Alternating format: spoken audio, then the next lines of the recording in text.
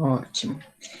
Bom, eu vou colocar com meia tela mesmo, vou tentar colocar com meia tela, se eu não conseguir, então aí eu vou colocar a tela inteira e eu não vejo vocês, não ouço, então vocês podem abrir o fone a qualquer momento e me interromper para perguntar qualquer coisa, tá bom? Então vamos lá.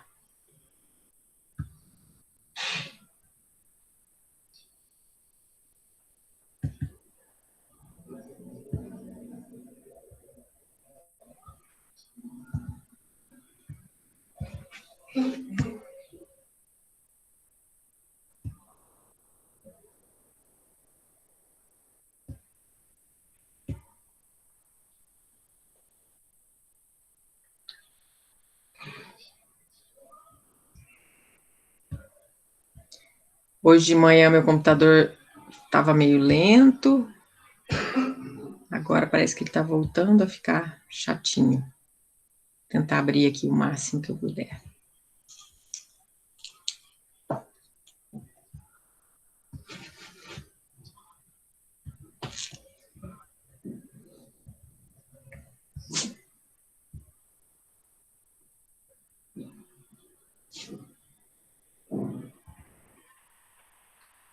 Vocês conseguem ler nesse tamanho? Sim, tá bom, dá pra ver bem. Tá? Então tá bom. Então vamos começar. Bom, gente, então hoje o objetivo era falar dos aspectos fisiopatológicos, né, na terapia nutricional da colite pseudomembranosa. Como eu falei, uma coisa nova, né, uma coisa diferente. E aí, o que vem à cabeça de imediato? O que é a colite? Então, a gente começa bem didático, como a gente sempre fala. A gente vai falando por partes, para depois poder liberar de maneira total, para ficar mais prático da gente compreender, né? Então, o que é a colite? Então, a gente já sabe, quando a gente está estudando, que quando termina em ite, é uma inflamação. Então, uma inflamação no colo, né? Essa inflamação no colo, ela pode acontecer devido a inúmeras coisas, como, por exemplo, estresse, ansiedade, infecções por vírus, por bactérias, por fungos, inflamações ou reações alérgicas ao alimento, né? E aí a colite, então, ela pode ser explicada muitas vezes pelo como que ela se apresenta, né? Então, nós temos de tipos principais, nós temos colite ulcerativa, a colite pseudomembranosa, que nós vamos falar dela, e a colite isquêmica, né? Então, o próprio nome já vai falando, né? Então, quando ela é ulcerativa, é que ela tem uma espécie de ulceração, então, geralmente acontece em pacientes com doenças de intestino. O que você quer, Frida? Não vai dar para brincar agora.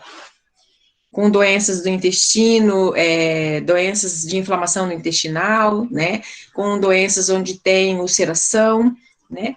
E a colite isquêmica é quando como eu tenho um órgão extremamente vascularizado, quando falta vascularização, quando eu tenho um impedimento, né? Então eu tenho uma isquemia.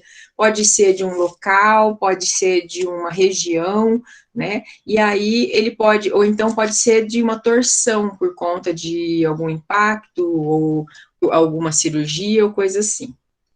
Bom, o cólon, quando a gente fala, né, é o intestino grosso, mas assim não vai dar, você ou deita ou você presta atenção aqui. Como que a gente faz uma aula assim? Bom, então é que o cólon, né, então a localização dele, né, no ser humano, para ficar mais prático da gente pontuar. E aí, o que são pseudomembranas, né? Então, volta-se didaticamente falando, o que são pseudomembranas? Inflamações agudas, pseudomembranosa. Bom, quando eu começar a falar, vocês vão começar a entender que quando a gente tem, por exemplo, uma afta na boca, a gente tem uma pseudomembrana, né? A gente tem uma formação de pseudomembranosa. Por quê? Porque fica aquela região circularzinha, né, e amarelinha, e às vezes não foi uma coisa que aconteceu de fora para dentro, então não foi uma contaminação nem nada, mas uma coisa de dentro para fora. E o corpo tentando se livrar daquilo, ele vai fazendo aquela ulceraçãozinha. Então, é quando essa inflamação aguda, ela corre em superfície, pele, mucosa, então a espinha também entra nessa categoria pseudomembranosa, né, ou das mucosas, e aí, o que tem nela? Tem exudato, né, que recobre essa área inflamada, que forma essas pseudomembranas, né. Ele é dita pseudomembrana, né, porque, em princípio, os tecidos não são vivos, né, e o exudato não é, então ela não tem tecidos que está tudo bem, que tá vivo ali. Ela tem um exudato de um tecido que foi necrosado. Provavelmente, quando é uma aftas, por exemplo, quando é um pontinho, coisa assim, ela vai ter um exudato daquela derme ali só sendo necrosada, que foi necrosada pelo próprio sistema imunológico dela, que viu alguma coisa, foi lá e tentando resolver esse problema, então ela foi lá e fez o processo de inflamação, né, para retirar dali. E aí ela acaba contendo fibrinas, células inflamatórias, né? E essas pseudomembranas são geralmente esbranquiçadas, né? Então ela fica com essa pontinha branquinha mais amarelada, né? Tudo ali. Aí elas ficam aderidas nessa superfície e acabam se destacando, né? Ou umas com maiores, outras com mais dificuldade.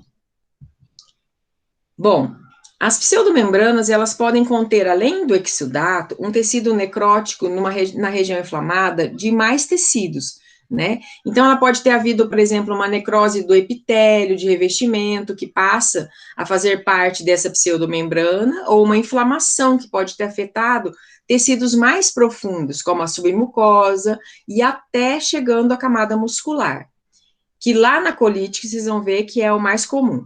Então, através desse critério é que vão se classificar essas pseudomembranas e também as inflamações agudas pseudomembranosas, né?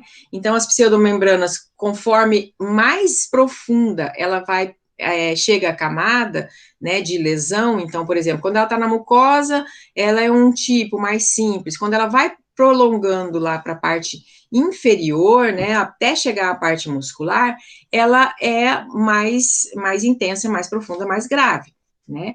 Então, as pseudomembranas, elas podem conter esse exudato e tecidos necróticos da região inflamada quando ela é mais leve, pode haver necrose do epitélio de revestimento, que passa a fazer parte dessa pseudomembrana, ou então a inflamação pode ter afetado mais profundos, como submucosa e camada muscular. E geralmente, bactérias como a Clostridium difficile, elas podem ser responsáveis pela ativação de citoquinas e acabar levando a inflamação nesse processo de submucosas, tanto que é uma das maiores das bactérias que tem mais referências em relação à colite pseudomembranosa. Bom, então, na classificação dessas psicomembranas, né, pseudomembranas, a gente usa a chamada inflamação aguda de pseudomembranosa cruposa, que é constituída apenas por um exudato fibrinoso ou fibropurulento, e que acaba não afetando os tecidos abaixo, como aftas e pericardite. Tem as inflamações agudas pseudomembranosas difteroide, que são constituídas por um exudato, mas também mais por epitélios, revestimento necrótico, resultante desse agente inflamatório, e ela acaba não afetando tecidos abaixo do epitélio. Um exemplo bastante comum é a difteria. E a pseudomembranosa crostosa. Essa, ele vai do exudato, do epitélio, além, então ele vai para tecidos mais profundos que acabam sofrendo essa necrose, como, por exemplo, as enterites, colites agudas causadas por germes invasivos, e como shigella, salmonelas e clostridium, né, que são bem comuns em fazer essa aderência, né. Bom, então, o que vai ser essa colite pseudomembranosa, a causa dessa colite pseudomembranosa? Bom, em geral, o uso de antibióticos, a alteração da microbiota intestinal, a redução de bacteroidetes, né, já que o Clostridium botulinum, as shigellas e tudo mais são firmicutes, né, a proliferação das Clostridium difficile, que é uma das mais incidentes, e um paciente imunodeprimido. Na verdade, quando você vê essa junção, você vê bem claramente que é característica praticamente de um paciente internado, né? Porque um paciente internado, ele está usando antibiótico, ele está com a microbiota intestinal dele provavelmente modificada, tem a redução dos bacteroidetes e das formação de bactérias que são mais agressivas como o Clostridium, ela vai ser bem mais comum, porque ele já está imunodeprimido. Então, é muito característica de pacientes que estão acamados, e isso é uma coisa importante para a gente apontar. Porque a principal causa, porque ela acaba sendo como referência da principal causa de diarreias em pacientes internados. Então, pacientes que estão internados há mais tempo, eles já ficam de olho quando o paciente começa com uma diarreia persistente, que há um risco muito grande de ser uma colite pseudomembranosa, né? E ela é caracterizada como? Com uma diarreia intensa, ou às vezes uma diarreia intercalada com constipação, né? Eles citam poucos artigos que falaram dessa associação, mas está escrito na literatura, né? Cólicas abdominais intensas, febre, mal-estar geral, associados a outros dores abdominais, né? A maioria das vezes com o uso de antibiótico de amoxicilina, amoxicilina e azitromicina. E se a gente for pensar agora, né, a azitromicina foi uma grande utilizada nesse momento de pandemia, né? Então a gente já está captando ali algumas coisas que podem acontecer nesse momento. Paciente internado por muito tempo, paciente usando bastante antibiótico, já antibiótico há muito tempo. Então a sequência disso pode ser a colite pseudomembranosa. Aí, esse tipo de colite também está associado, né, à presença da bactéria Clostridium difficile, que produz e libera toxinas capazes de lesionar a parede do intestino. E essa bactéria, ela produz dois tipos de toxina, a e a B, e as duas são capazes de danificar o tecido e formar as pseudomembranas, né. Elas podem apresentar diarreia com sangue, pus e muco, né, o que é ainda pior. E é bem comum em paciente hospitalizado devido ao uso de um espectro de antibióticos que pode, inclusive, ser confundido com abdômen agudo. Em 2 artigos, eles falam que, de relato de caso de um paciente que tinha toda a indicação de abdômen agudo, né, e vocês sabem que o abdômen agudo é quando tem, provavelmente, um problema de isquemia, né, onde tem torção, ou tem colagem do aparelho digestório ali, principalmente no intestino grosso, e a indicação imediata é que o paciente seja operado, então que ele vá para o processo cirúrgico de imediato, porque ele pode perder aquela parte intestinal. E ela acabava sendo confundida muitas vezes, então nesses 2 relatos eles falavam que o paciente quase chegou aí para cirurgia, um chegou aí para cirurgia, o outro não, e nesse momento, eles descobriram que não era uma inflamação desta forma, era uma inflamação diferente, porque não havia essa isquemia. Então, o intestino ainda dava para ser recuperado, porque é preciso de tratar só com medicamento, né? Então, é um paciente que já está grave e enfrentar um processo cirúrgico seria talvez bem pior, né? E na colonoscopia, é possível ver essa placa exudativa de pseudomembranas na parede do colo, que inclusive essa é uma foto, né, do site de endoscopia terapêutica, que ele mostra de um cólon bem inflamado, né, com as pseudomembranas. Bom, daí eu mostro aqui também uma amostra, né, uma peça de um intestino que foi guardada para mostrar que ela apresentava, né, a pseudomembranosa necrosante, né, ela era de aspecto deixa eu ver aqui que fica mais fácil. Então, ele era grave, né, tinha cometido toda a infecção bacteriana, causou essa extensa mucosa e submucosa intestinais. Ela acabou fazendo uma necrose grande, então aqui a gente consegue ver, ele está aberto, tá, gente? O intestino está aberto, então a peça foi para ser estudada. A gente consegue ver bem claramente as pseudomembranas extremamente inflamadas, cheias de pus. Ela era considerada crostosa por conta disso e por conta sabe que tá vendo meio cinza nessa parte lisa aqui do intestino? Isso daqui já é que ele estava necrosando o músculo, né? Então ele já estava numa parte mais exposta e mais danificada, né? Esse paciente acabou de levando a óbito e a peça foi guardada para ser identificada, né? E quais fatores de risco que fazem com que isso ainda piore? Então, a idade avançada, se ele tem uma doença grave associada no processo, se ele está com cirurgias de trato gastrointestinal, se já fez ou se está fazendo, ou o uso de tratamento antiácidos, dieta enteral e uso prolongado de antibiótico. Volto de novo à comparação do paciente hospitalizado, que o paciente hospitalizado, ele tem geralmente o caso da doença grave associada, né, o tratamento com antiácido por conta do uso da grande quantidade de medicação, é muito comum a gente dar, por exemplo, omeprazol, né, para poder fazer com que ele diminua a potencialização, né, de ácido clorídrico no estômago, o uso da dieta enteral, quando o paciente já está bastante crítico, e muitas vezes um uso prolongado já de antibiótico, né? Então, essas manifestações clínicas, elas ficavam bem apontadas nesse paciente internado, nesse paciente comum de internação, um paciente de dentro do hospital. Então, como que ele apontava, né? Com diarreias após o uso de antibióticos, diarreias que aí ele fala o seguinte, que as diarreias, elas podiam acontecer tanto nesse um dia após o uso de antibiótico, quanto 6 semanas após esse uso de antibiótico, né? Então, todas as duas causas eram importantes. Só um minutinho, gente.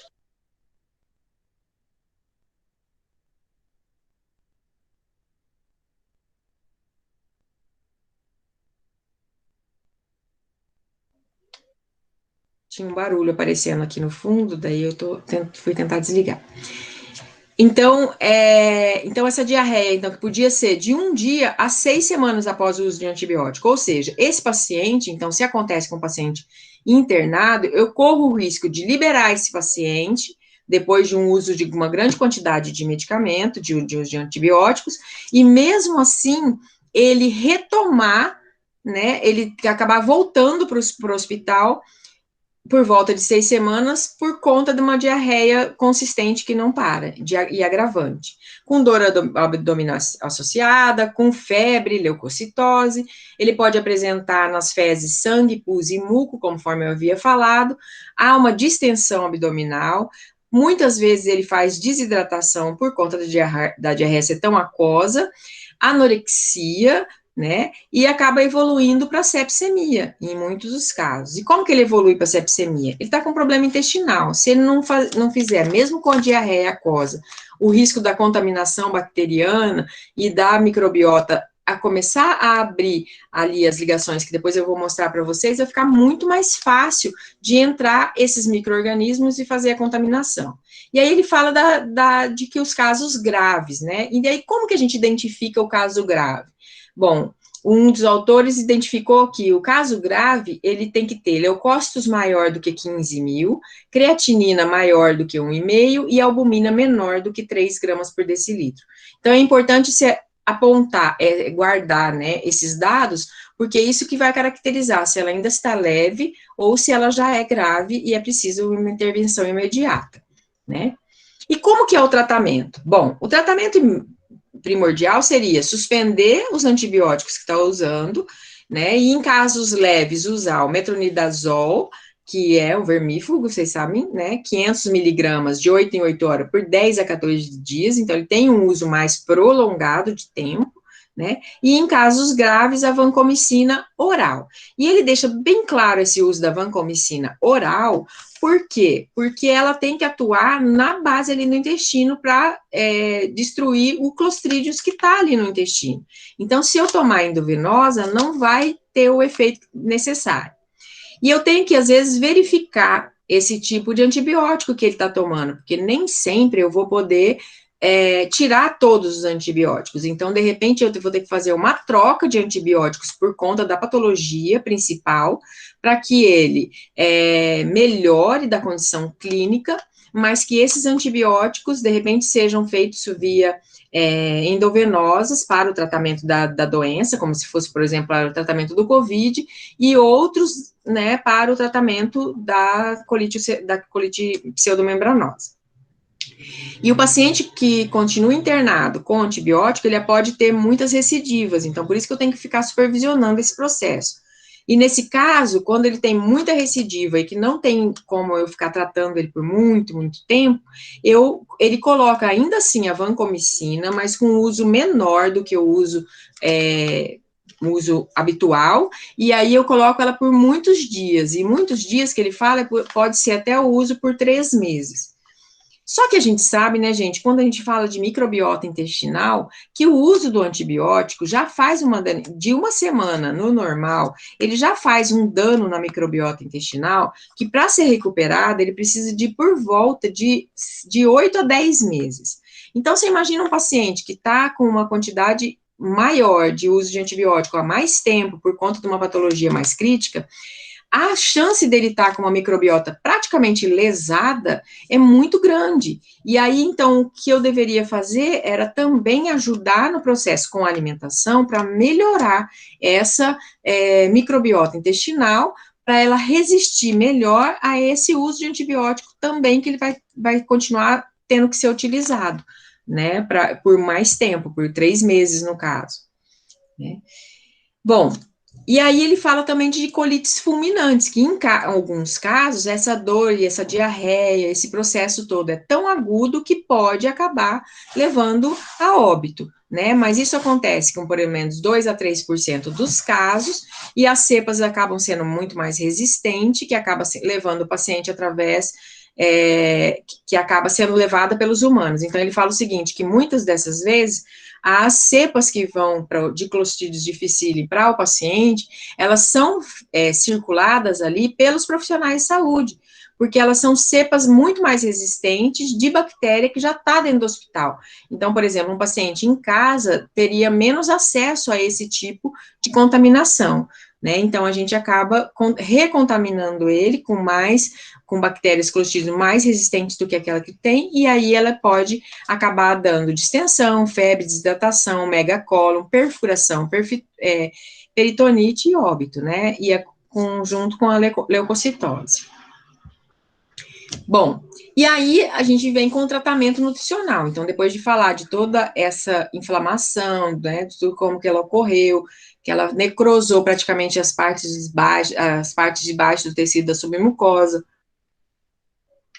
houve danos, e aí como que eu vou tratar esse paciente? Não pode esquecer que eu estou tratando, de repente, nem sempre eu estou tratando só a colite pseudomembranosa, eu estou tratando também uma doença associada, né? Então, eu estou tratando, às vezes, um problema de um câncer, um problema renal, um problema como o COVID, que ele está tratando ainda com o uso dos antibióticos para outras funções, e que daí a nutrição vai depender também desse processo. Porém, sendo ela, neste momento, a parte mais importante, então eu tenho que dar atenção a esse processo. Então, por exemplo, de repente o paciente internou com COVID, já tratou o COVID, já está bem e foi piorando por conta das associações. Uma delas pode ter sido a colite.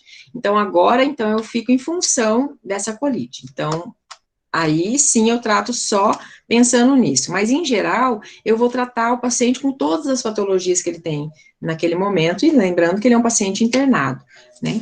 Então a gente começa com uma boa avaliação subjetiva global, primeiro para saber como que ele tá, se ele tá eutrófico, se ele era obeso anteriormente, né, ou se ele já está num processo de desnutrição, né, que daí, a partir daí, eu consigo fazer um diagnóstico mais preciso, inclusive com a ingesta. E a ingesta, ela não precisa ser necessariamente daquilo que ele está recebendo via oral, lembra? É aquilo que ele consegue receber também via enteral.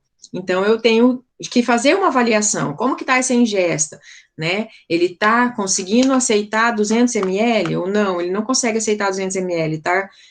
Regrediu para 50 ml, de 4 em 4 horas. Então, isso também são fatores preocupantes.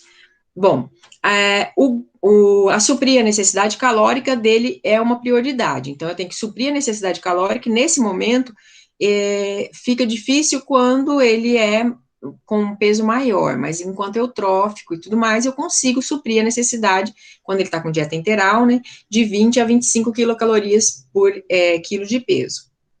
Mas se ele for um paciente mais obeso, talvez eu tenha que colocar o peso ajustado, né, ou o peso ideal para que eu complete, para que eu consiga suprir nutricionalmente esse paciente sem dar um excessivo, uma dose excessiva de dieta para ele.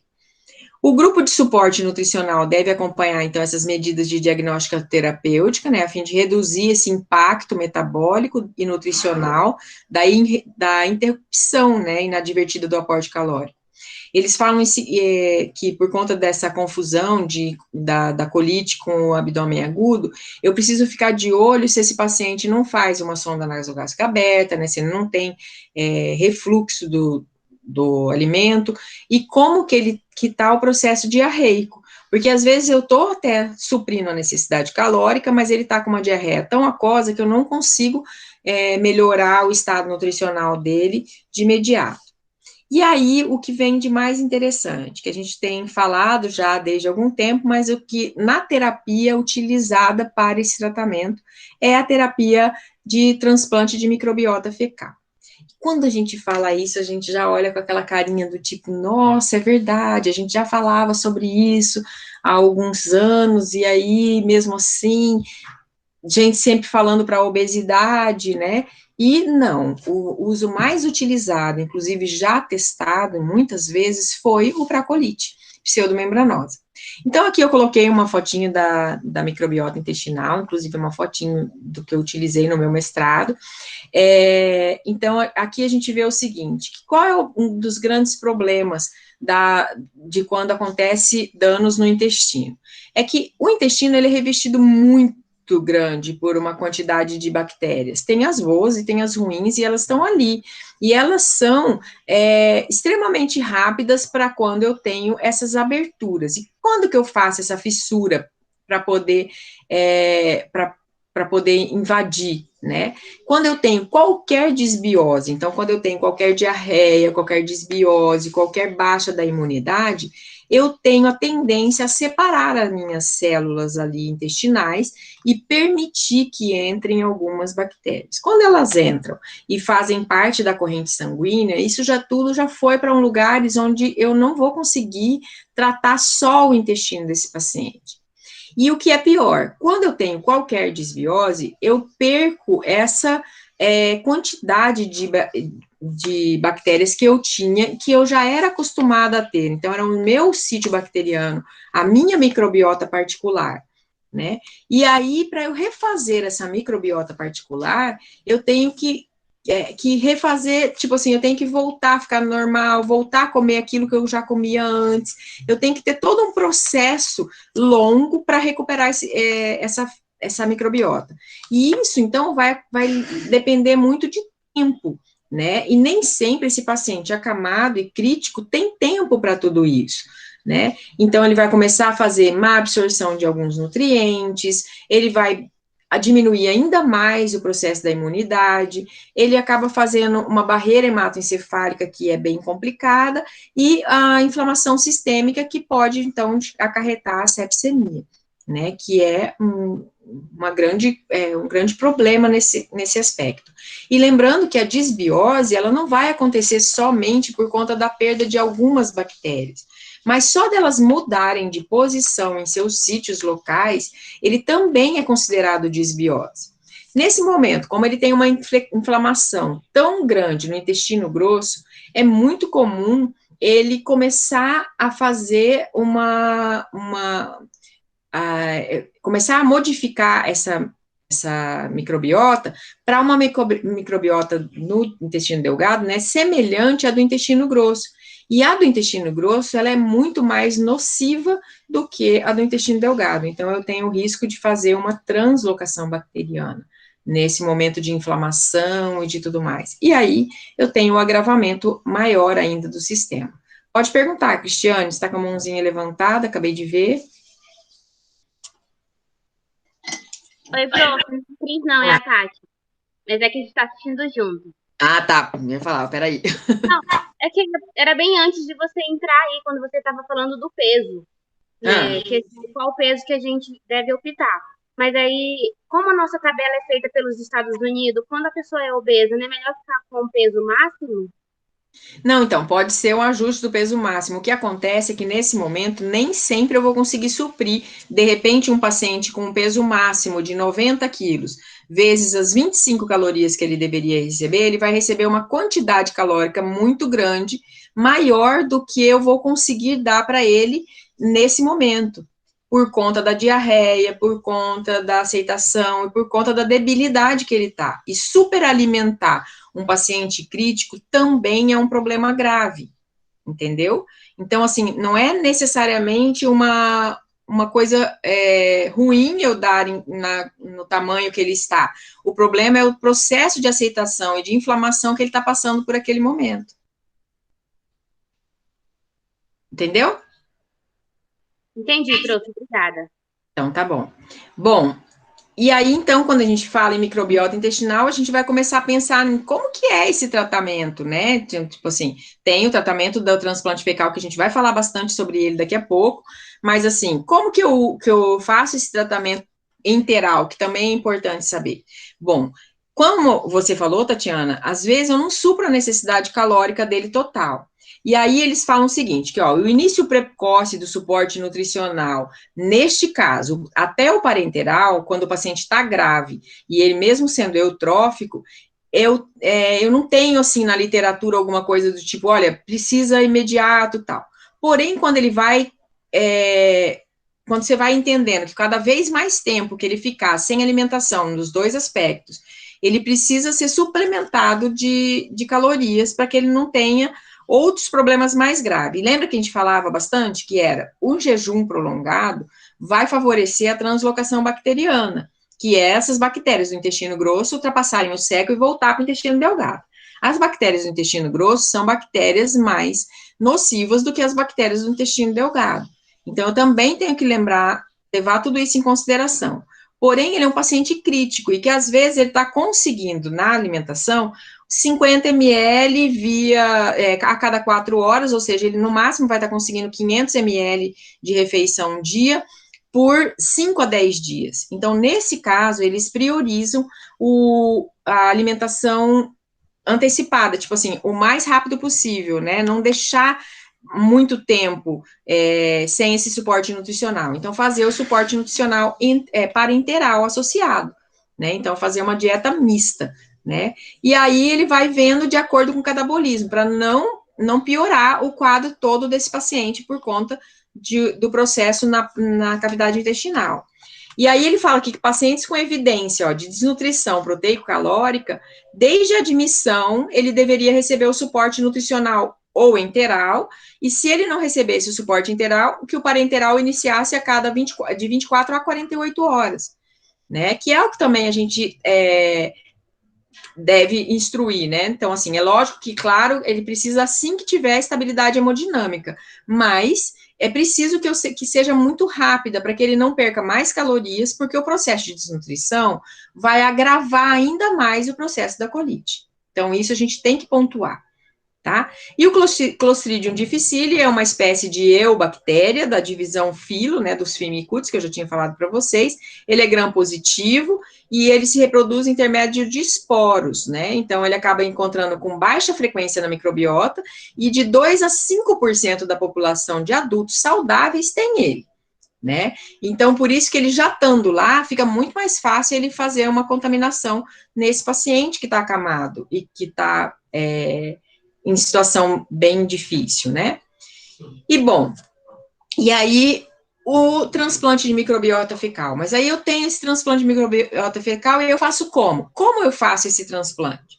Então, aí a literatura diz o seguinte, que é uma infusão desse enxerto de fezes filtradas de um doador saudável no intestino de um receptor, que pode ser por enema de fezes, colonoscopia, sonda nasoenteral de forma de jejum, tem umas outras também de salpingectomia, umas outras colocação, mas que coloca lá no seco, né, um bolinho de bactéria, de fezes.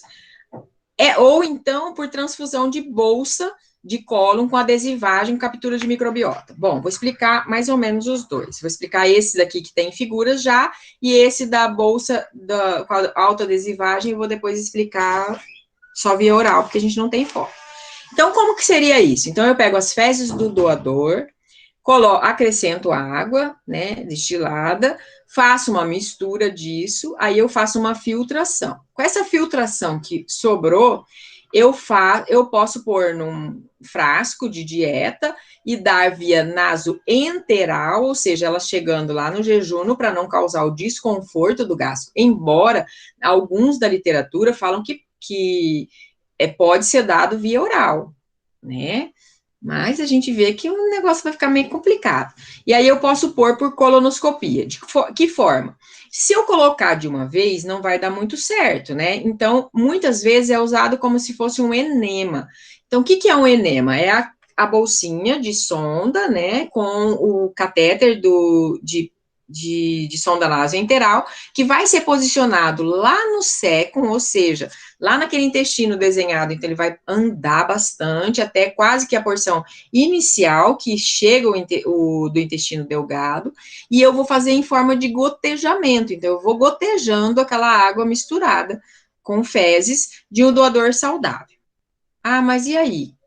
Quem garante que o doador é saudável? Como que eu vou saber que o doador é saudável?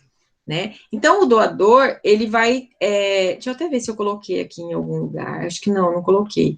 O doador saudável, hoje em dia, ele pode ser feito através de exames laboratoriais, é feito uma bagatela de exames para saber se ele já teve algumas doenças, ou algumas infecções, como que ele reagiu a essas doenças, infecções, e alguns exames, e um questionário bem intenso, falando do recordatório alimentar, do tipo de alimentos que ele come, inclusive como que ele reagia a todo tipo de alimento.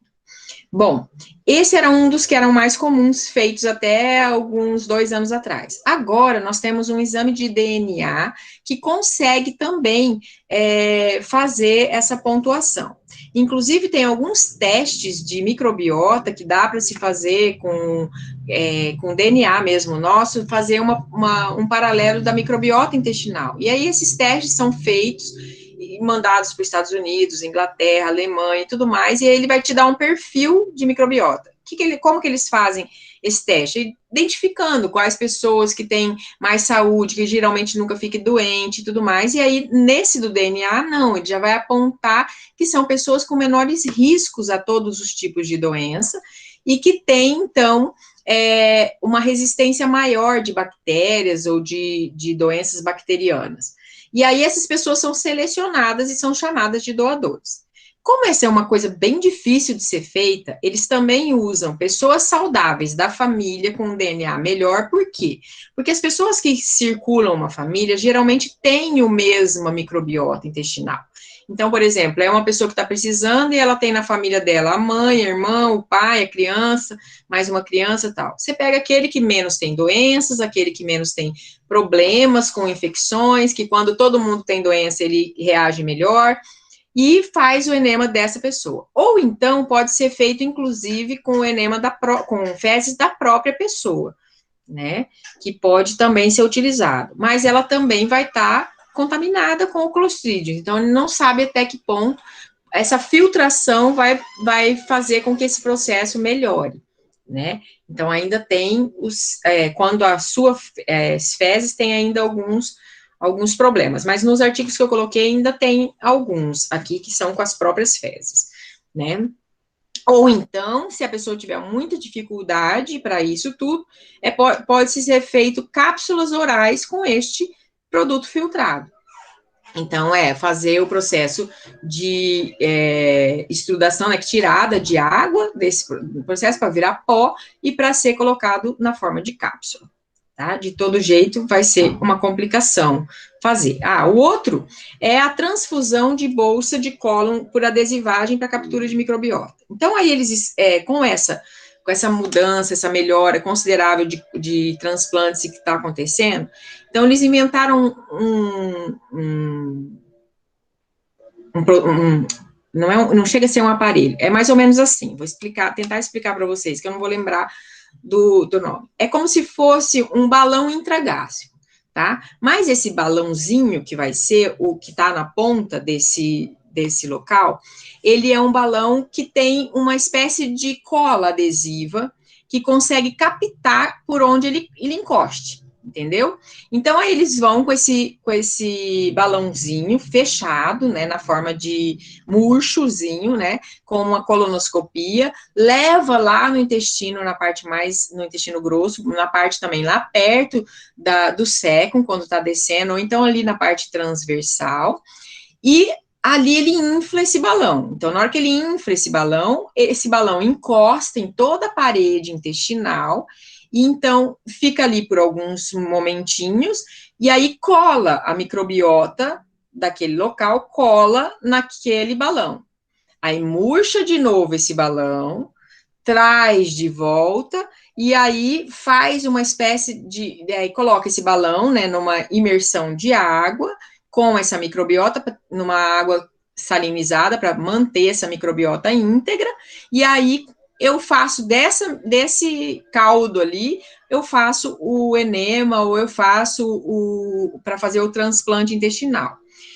No início, eles estavam fazendo com esse também, que pode também ser feito, ao invés de soltar isso daí, se, por exemplo, o paciente essa infusão, gente, a gente tem que falar, assim, das fezes naturais, para o paciente que vai ser recebido, ela tem que demorar no máximo 6 horas, né, então esse processo todo tem que acontecer em 6 horas, o mesmo aconteceria para esse do balão, se ele tivesse próximo da pessoa que tem o problema, então eu teria 6 horas para pegar de novo este balão, que já está coladinho à microbiota, levar para outro paciente, para o paciente com os problemas, né, com o problema com a colite pseudomembranosa, e inflar esse balão lá, para que ele devolva ali, desse adesivagem, né, que ele devolva para a parede do paciente. Entenderam mais ou menos como que funciona isso? Ai, gente, o cara resolveu cortar a grama aqui de baixo. É para acabar, né? Bom, deu para entender, sim, prof. Deu para entender como que funciona isso? Então, Eu ia preferir cápsula. Eu não sei qual que eu ia preferir, juro por Deus. Ia ser uma situação complicada. Eu ia preferir escolher quem é o saudável. Porque como que você vai fazer esse processo, né? Então, assim, todos eles são processos engraçados. E o que é interessante a gente apontar disso? Depois eu vou pôr os artigos que eu selecionei, mas o que é interessante falar disso? Interessante é que quando você começa a procurar sobre transplante da microbiota fecal, aí você acha nos livros o seguinte, que lá 1.700 anos atrás, né, então os chineses faziam, administrava, né, uma suspensão de fezes, que era pegar um paciente saudável, que tinha uma boa saúde e tudo mais, então ele fazia as fezes, armazenava, fazia essa suspensão, né, que é colocar um pouquinho de água, esperar suspender as bactérias e tudo mais, e faziam pessoas beberem isso para curar de diarreia, de doenças intestinais, de doenças, em geral, com diarreia e doenças doenças intestinais, eles eram obrigados a tomar, então, essa suspensão. E aí, isso foi considerado por muito tempo, isso sarou muita gente, e aí foi considerado muito nojento por algum tempo. Então, depois disso, ninguém mais falou em transplante de microbiota intestinal até 1958. Então, olha só quantos anos passaram para alguém falar alguma coisa. Que foi esse tal de Eisenman, né, que em 1958 ele cita tratar umas doenças intestinais com enema de fezes, com essa administração, e deu resultados positivos. De 1958 até 1990, só 2 pessoas citaram este Eisenman em alguma publicação que fez, porque usou essa referência para poder começar a utilizar. Porém, eles começaram a se atentar disso, que podia ser interessante. Então, eles começaram a testar em ratos, e aí começou o boom da microbiota intestinal, que era o novo cérebro e tudo mais, e começou a se estudar tão fortemente que eles começaram a pensar que talvez tivesse, sim, muitas coisas a ver e que seria interessante.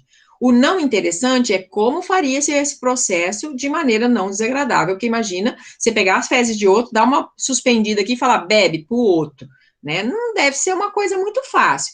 Então, começaram a pensar nessa parte da suplementação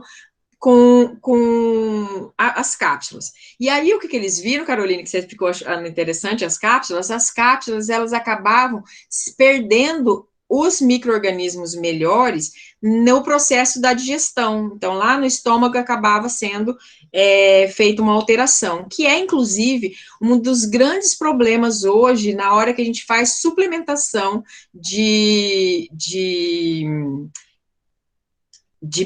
bactérias inativas e tudo mais para melhorar a microbiota. Então, quando a gente faz uso de lactobacilos, o uso de tantas bactérias que a gente usa, né, para melhorar o trato intestinal, como que a gente pode administrar, em quanto tempo, qual a quantidade, para que ela vá para o lugar certo. Porque lembra que a disbiose, ela pode ser desde a modificação do lugar da bactéria. Então, como que eu vou saber que na hora que eu estou dando todos os simbióticos da vida, né, que são pré-bióticos e probióticos associados, que eles vão chegar exatamente ao lugar que eu quero que eles cheguem?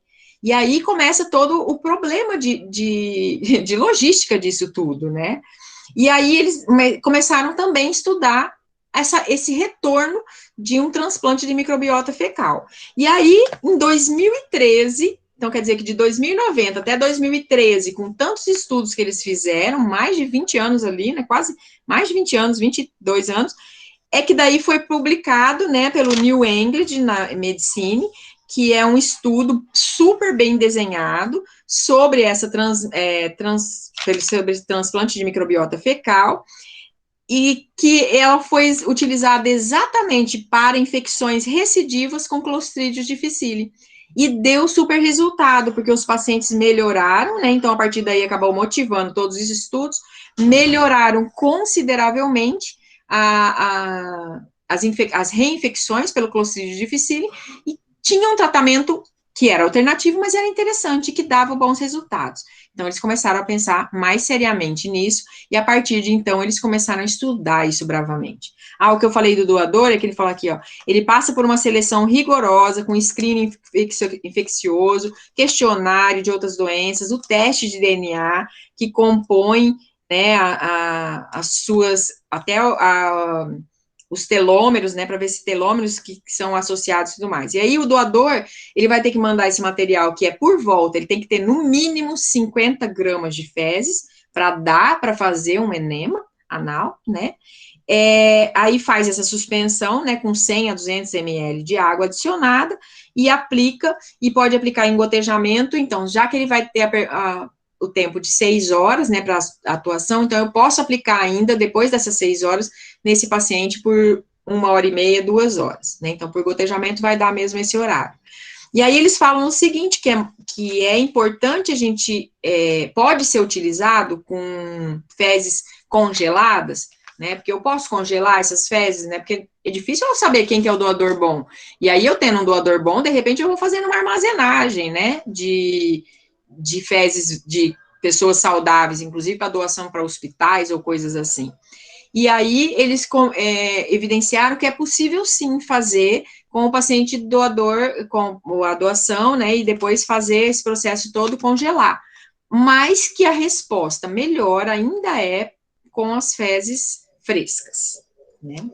Interessantíssimo.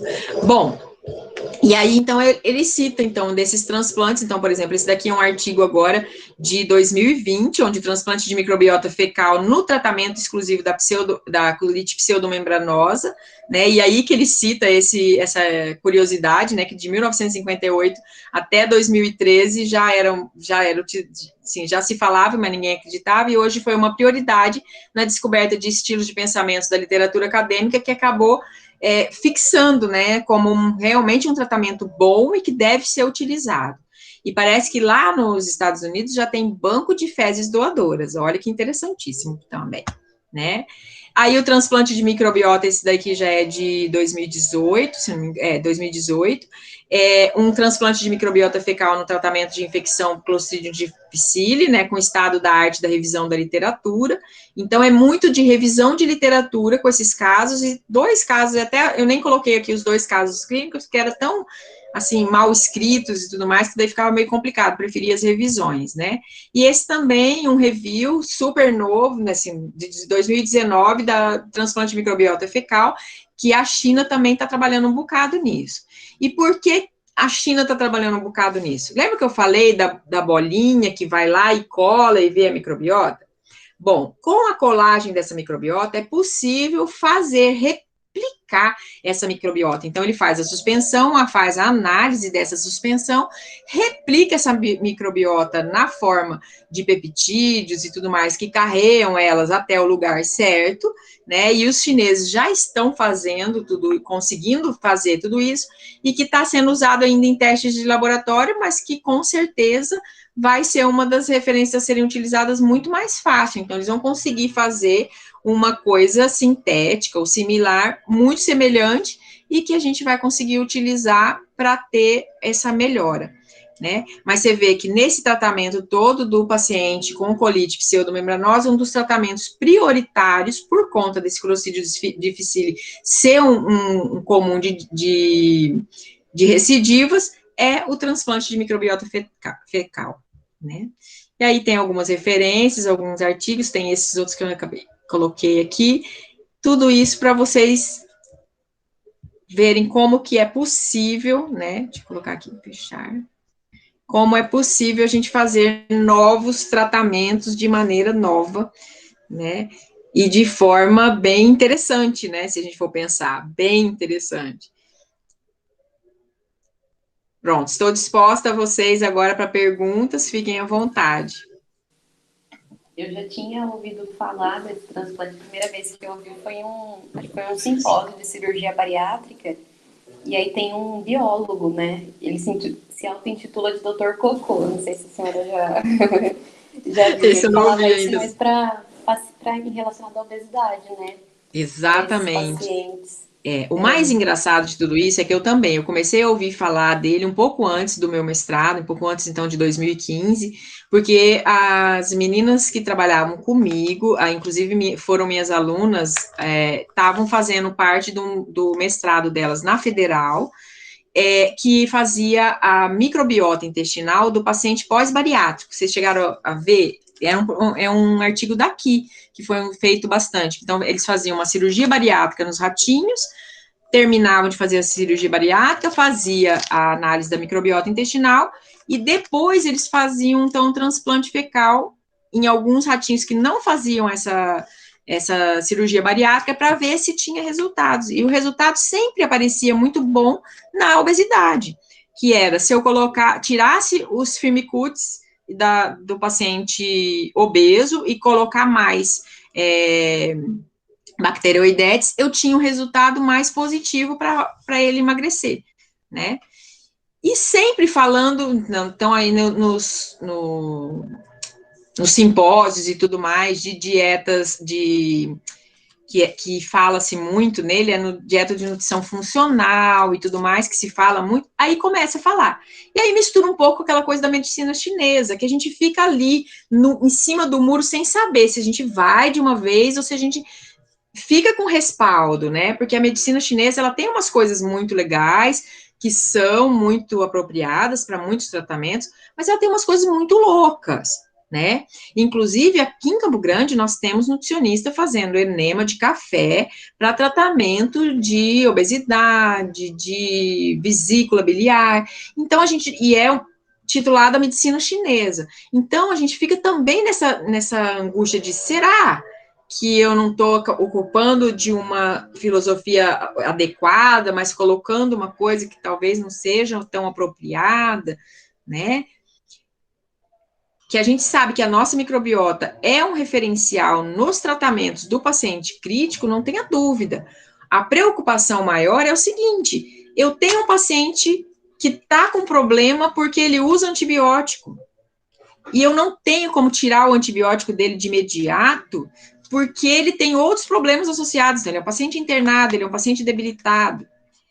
Então, essa dubialidade das coisas é que vão ser um problema nesse paciente, no caso, né? Então, se eu não posso usar antibiótico mais, se eu não posso ficar usando tão mais antibiótico, e se eu não posso outros tratamentos, talvez o alternativo seja interessante. O problema é que num hospital do tamanho do regional, por exemplo, que sejam 6 pacientes com colite ulcerativa, ou colite pseudomembranosa, como que a gente vai fazer? Como que faria? Entendeu? Vamos trazer isso para a vida real. Como eu faria? Então, a gente vê que a gente... Pode falar, Carolina. Não tem, é super difícil, né? Não tem como. Então, o que a gente faria seria a introdução dos simbióticos, né? Junto com essa administração, que ainda é super discutido, vamos dizer assim. Porque quando o paciente tem diarreia, se a gente der o simbiótico, a gente sabe que vai ser levado para as fezes. Então, que ele não vai fixar nas paredes. A gente só vai dar uma melhorinha nesse primeiro momento. Então, tem muito ainda disso. Quais seriam os simbióticos melhores? Quais seriam os probióticos melhor que fixariam nessa microbiota intestinal quando um paciente já está bem debilitado e que ele já perdeu essa microbiota?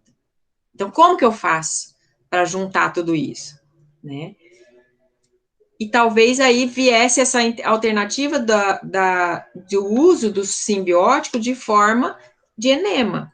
Daí talvez fosse uma coisa interessante. Né? Verdade, prof.